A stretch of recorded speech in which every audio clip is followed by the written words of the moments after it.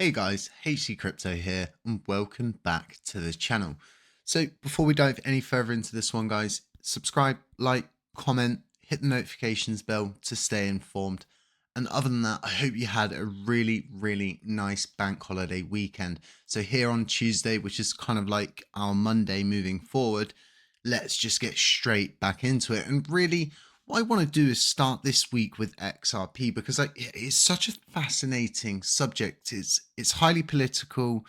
Everybody's got their own opinion on XRP, the situation, and there's lots of perspectives when it comes down to crypto in general.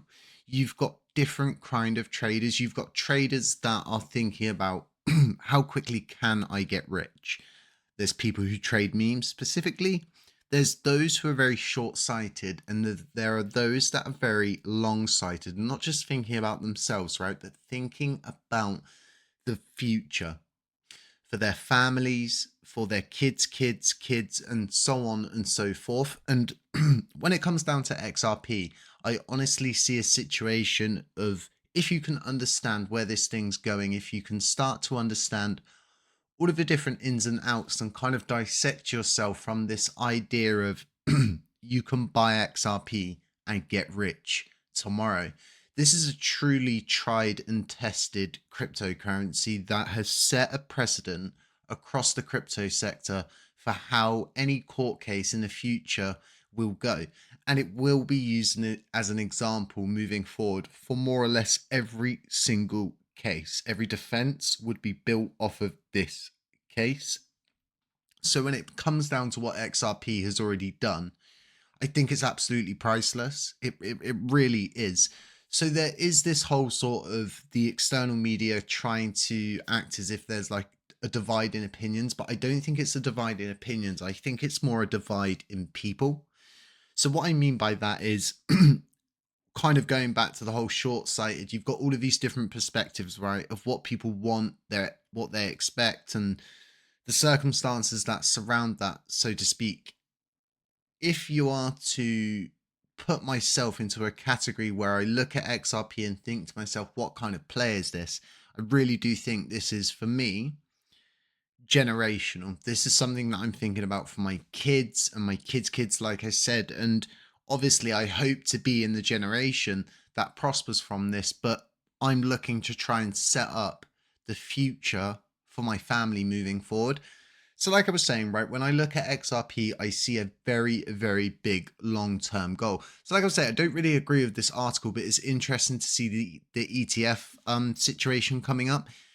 XRP in itself doesn't really need an ETF. It's a really interesting and peculiar situation. I think this is more narrative based, but honestly, if it's going to shift attention to XRP, they should just do it for the sake of doing it, so to speak. But this is all kind of stuff that I'm not worried about because when it comes down to what Ripple are doing, everybody else is doing A, B, and C and they're thinking about way down the alphabet line. They're already at Z, in my opinion, of how they want this to be. And I think they've been studying everything around them. So there are a lot of different articles pushing around about these ETFs, like I said, getting approval in 2025. I think it could come quicker than that.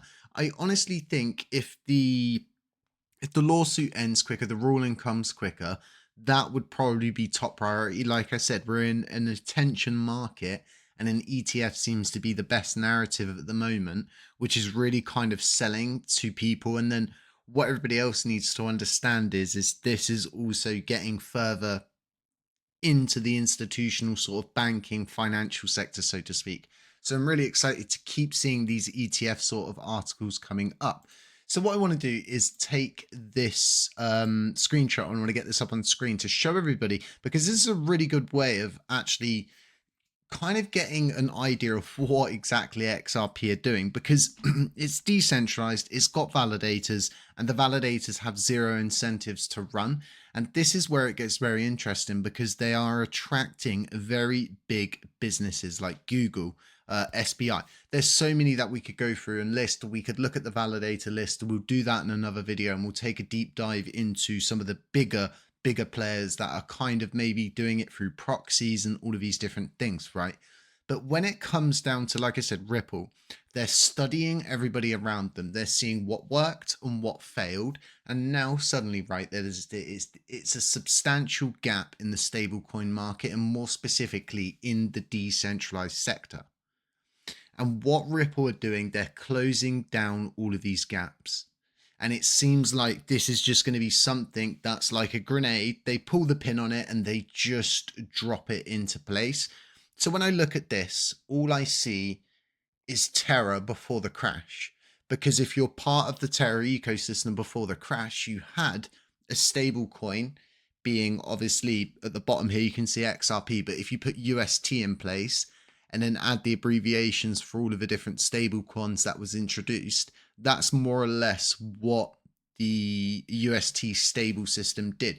Even if you're in Japan, if you're in Great Britain, you could change your UST into the native country's asset and you could use that there, and you would get a 1-for-1 exchange, so you wouldn't lose anything. There wouldn't be a conversion change, and it was a really smart system.